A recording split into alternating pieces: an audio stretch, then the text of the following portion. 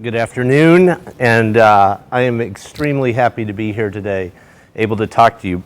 Before we get started, I want you to think about, look at me, think about how old I am, and then think back when I was in college, what did my workstation look like? Like today, you might sit at your laptop, or you might have a tablet in your hand, or whatever.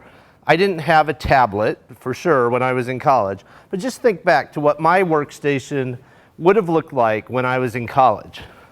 Now, it's in this bag. I'm going to show it to you. Are there any small children in the audience? Because I don't want to cause emotional distress amongst the children. This was my workstation. Now, a lot of you have never seen this before, but these are called punch cards. When I was in college, we typed one line of code on each card, and there were little holes put in the card to represent each character. This was my workstation. And then, instead of calculators, like when I was in high school, we used these. This is a slide rule, right? They're totally unheard of today, but you could use this to do multiplication and division and sines and cosines and so on. And it came in this case, which had a belt loop on it. And you would wear it on your belt like a lightsaber, right? And the reason you do that is because the ladies really went for this kind of thing. That was the thing to do.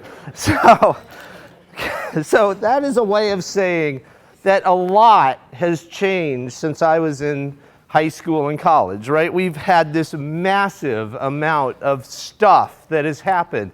So when I was in college, there were no cell phones. There really were no microprocessors. None of the amazing stuff we take for granted today existed. So at this moment in history, in human history, just to go back to Lauren, we are living at the greatest time ever to start a project or a business. It's an amazing, unbelievable time to be entrepreneurial or to be project-based and to get something started, because it's so easy now, like compared to punching letters onto paper cards and putting holes in them and then submitting them. It's amazing how easy things are today. So let's just look at some of the options we all have right now. Any one of us today could walk out of this room and we could start a website. We could pick a URL, we could go to a hosting company, we could sign up, possibly for free, but at most for $5 a month, and we could have a website. We could upload some information to it, whatever we want, pictures, videos, text, graphics, whatever we want to put on that website, we can put it up there. And then the amazing thing is that the instant we do that, something like 2 or 3 billion people have access to it immediately all around the world. When you think of what Gutenberg was going through, or even 20 years ago, what you had to do to reach a worldwide audience, it was impossible for a normal person. Now, any one of us could walk out right now and talk to the entire world. And if the entire world likes what we see, then we're going to come to your website. We're going to tell our friends about it. We're going to talk about it on Facebook. We're going to tweet. We're going to do all this stuff, and you're going to get traffic. And that essentially is how Stuff Works got started.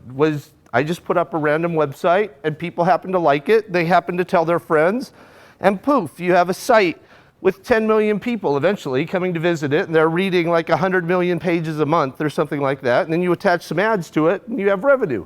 It's amazing, the power of that simple idea. If you don't like that, you can start a YouTube channel. Nearly every one of us has a device in our pocket, a smartphone, that would let us take videos. We can edit them a little bit there or more on our desktop or a laptop machine. We can upload it to YouTube for free. That's the amazing part. For free, we just throw it up there.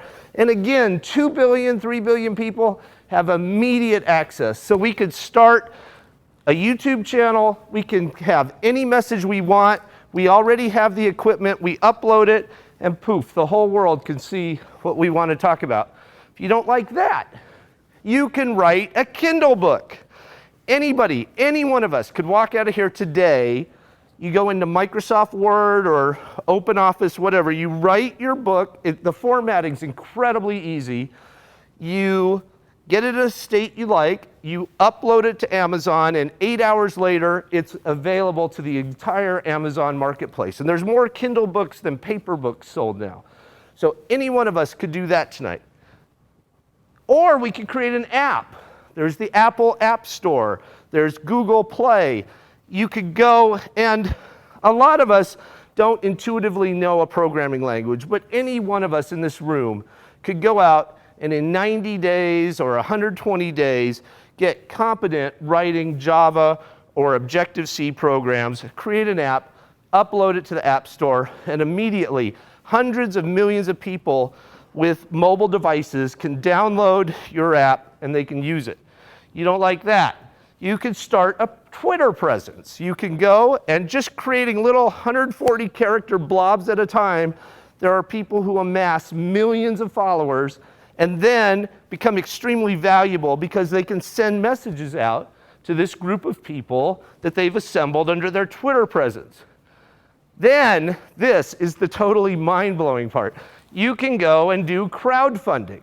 So you can take whatever idea you have, you put it up on a place like Kickstarter, and money rains down from the sky into your lap. It's like unbelievable that this is possible. But I have one friend who raised $2 million for a game called Planetary Annihilation. I have another friend, a student, who raised $250,000 for a coffee mug that keeps your coffee warm longer than the standard coffee mug. I have another friend who raised like $300,000 for an iPad input device. I have another friend who raised something like $40,000 for putting signs up around Raleigh. It's amazing that this even exists, and it does exist, and any one of us could take advantage of it. So we live in this unbelievable, amazing, remarkable time when any one of us could do any of this stuff, but in general, you know, like all the options exist, yet very few of us will take advantage of it. Probably 0 of us will go out tonight and start a website. Probably 0 of us will go out tonight and do a Kindle book or an app or a YouTube channel or even a YouTube video. Like, we just won't. And the question you have to ask is, why? With all this possibility, with it becoming so easy, so amazing, so like you can create a YouTube channel and just turn on ads in 30 seconds, and there's money flowing to you. You can sell Kindle books and money flows to you. You can do Kickstarter and money comes in big chunks and lands in your lap. It's just amazing, and yet very few of us take advantage of it. And the question would be, why? Like, why is it that so few people start startups or do projects? Or I didn't even talk about the whole maker space and that whole area, but like we just don't. We don't tend to do it. So why? It's kind of a mystery. So the first reason is that we also live in the greatest time ever in human history to be distracted. Okay, like with all this stuff that's happening, there's also an amazing amount of stuff that's pounding on us and trying to take our attention away from what we might want to do. And here's a quick list. There's cable TV, Hulu, Netflix, YouTube, internet, porn, Facebook, Twitter, Instagram, Snapchat, like all this stuff. Like every minute of every day you could spend just getting sucked into the vortex of distraction. It's amazing. Like, all that other stuff is possible, and then it's amazing that all these distractions exist because you can spend your entire waking day doing nothing but responding to your Twitter feed or something. It's crazy how distracted you can get. So that certainly has something to do with it. The second thing is, we have come with an ability now to generate excuses and then tweet about them to our friends and Facebook about them and so on, so that like the number of excuses we can create are remarkable. So here's a list of possible excuses. The first one's the saddest one. Some people never conceive that they could start these projects. It just never occurs to them. Like, any of us could walk out of here and start a website today, but a lot of us have never thought, hey, I could start a website. It just never occurs to a lot of people. So that's one reason. A lot of people think, well, I'm not good enough. I'm not talented enough, you know. Mark was so wonderful that he thought of Facebook. I could never think of anything like that. And we have these depressing feelings. To go back, we aren't positive enough, perhaps, or we're faced with negativity. You could say, I have no time, but no one has any time today. You just have to carve it out of that sea of distractions. I can't decide what to do. There's so many possibilities in my head. We could say, just pick one, like whichever one is coolest to you, or whichever one excites you the most right now. Just go do it and see what happens. You could say, I might fail at what I try. Well, I can help you with that. You are going to fail probably the first time. It's okay. People fail all the time. I have 100 bad ideas for every good idea I have. It's completely normal to fail. And the thing is, if you fail once, you learn from it. And then you go to the next thing and the next thing, and you learn, and eventually you're able to not fail. And then there's this last one. I have no idea what I'm doing. I don't know Objective-C, so I can't write an app. Or I don't know HTML, so I can't make a website.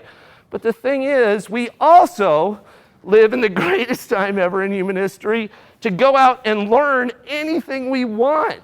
And here's some of the places.